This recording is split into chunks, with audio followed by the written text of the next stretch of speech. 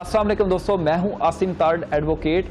अगर आप अपनी प्रॉपर्टी सेल करना चाह रहे हैं तो ये 4 काम कभी ना करें। जो बंदा प्रॉपर्टी सेल करता है उसको कौन सी एहतियात करनी चाहिए। कब्जा बहुत अहम पहलू है प्रॉपर्टी की खरीदो फरोख्त के वक्त। कब्जा आपने उस वक्त मकान या प्लाट खरीदने वाले को देना है जब सारे पैसे वो अदा कर दे या आपकी थोड़ी सी रकम बकाया हो, वरना आप जलील होकर रह जाएंगे। और बड़े समझदार लोग हमने अदालतों में जलील होते देखे हैं।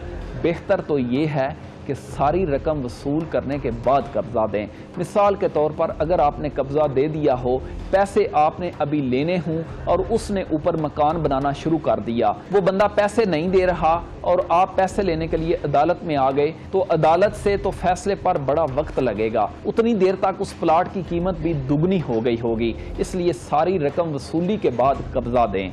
जब आपने प्रॉपर्टी सेल करनी हो तो आप ज्यादातर प्रॉपर्टी डीलर को कहते हैं कि कोई गाहक ढूंढ कर लाएं, मैंने अपना प्लाट बेचना है या अपना मकान बेचना है। प्रॉपर्टी डीलर के साथ ये बात तय कर लें कि वो कितनी कमीशन लेगा। आमतौर पर 1% ही कमीशन पूरे पाकिस्तान में चल रही है। कमीशन अगर 2% भी करनी हो तो लाजमी तौर पर सेटल कर लें। प्रॉपर्टी को ओपन ना छोड़ें। वाज़े तौर पर डीलर को बता दें कि इतने में प्रॉपर्टी बेचनी है, उस रकम से कम पैसों पर नहीं बेचनी। कभी भी इस तरह की बातें ना करें कि मुझे रेट्स का नहीं पता, कि आप प्रॉपर्टी डीलर को कहें कि आप गाहक लेकर आएं, फिर हिसाब लगाते हैं कि कितने में बेचनी है। इस तरह प्रॉपर्टी डीलर आपको ब्लैकमेल करेगा।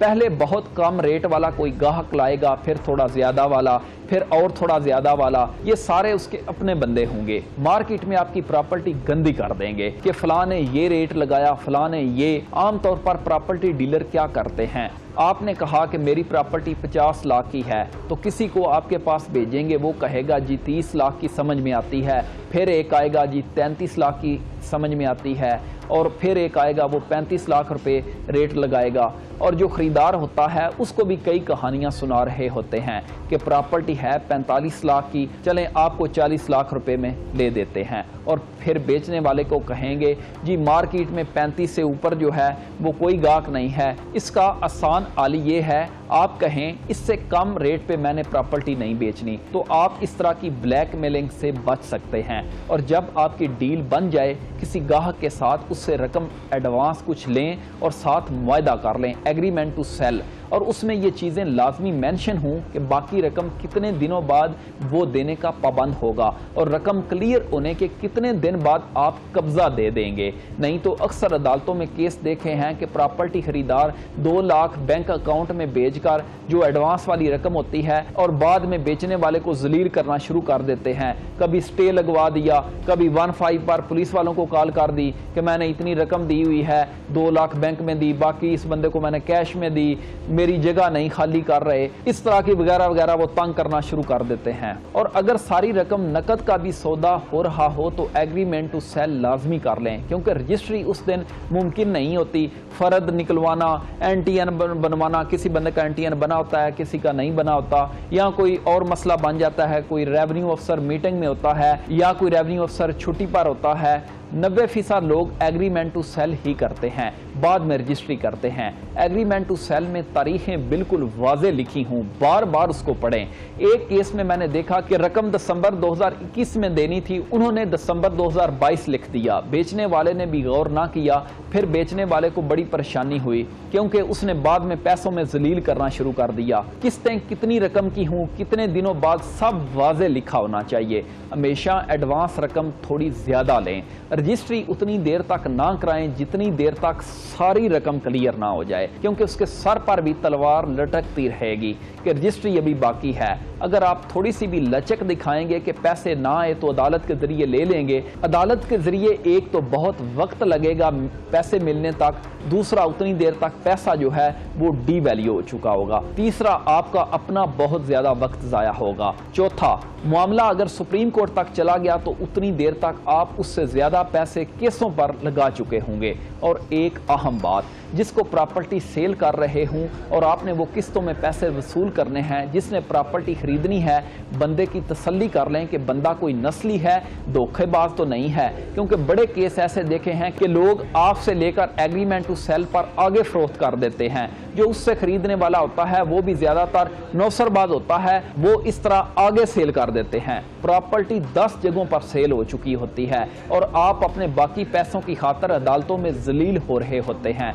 अगर आपने पैसे सारे वसूल ना किए और रजिस्ट्री करा दी, वो आगे आगे और आप पीछे पीछे। किसी भी खाली स्टैम्प पेपर के ऊपर दस्तखत ना करें, वरना प्रॉपर्टी खरीदने वाला एग्रीमेंट टू सेल अपनी मर्जी का बना लेगा। आपने 10 लाख लिया होगा, वो 40 लिखवा लेगा। दस्तखत आपके असल होंगे क्योंकि खाली स्टैम्प पेपर पर आपने दस्तखत कर दिए थे। अदालत उसके हक में फैसला सुना देगी क्योंकि दस्तखत तो आपने किए हुए हैं। अब अदालत को क्या पता कि ये जो लिखाई लिखी गई है ये बाद में लिखी गई थी। एक और अहम चीज़, एग्रीमेंट टू सेल के ऊपर दस्तखत हमेशा महल्ले के मकबूल लोगों के कराएं जो गवाह हों, क्योंकि लोग ज़्यादातर गवाह में अपने भाई, बेटा या किसी चचाजाद का नाम फॉर्मेलिटी समझकर लिख देते हैं। तो जब बात पंचायत में आती है तो वो उसको गवाह ही नहीं मानते, फरीक ही समझते हैं। इसलिए अगर माकूल महल्ले के लोग हों तो वो फिर धोखा करने वाले को अपने तौर पर भी रोकते हैं कि आप गलत कर रहे हो, या वो एक बार तो किसी के साथ गलत कर लेगा,